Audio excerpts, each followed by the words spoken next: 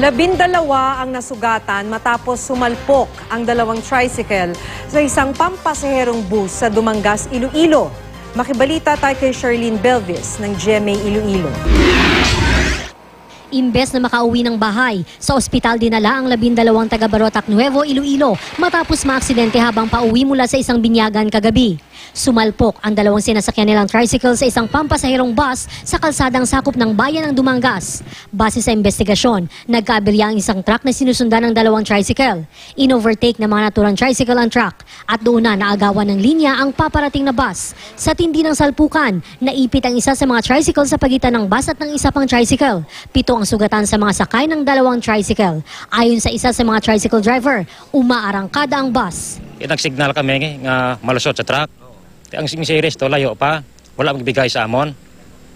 Amo na naipit kami sa tunga, kaya wala sa mga taglugar man sa amon. Pero depensa ng bus driver, humaharurot ang dalawang tricycle na tila nagkakarerahan pa raw. Nakibot mo lang gani kami nga guwa na sila, sulod sila gulpi, ang talang-talang sila kung din sila makadto. Okay. Gusto nyo, nakabahara ka pa no?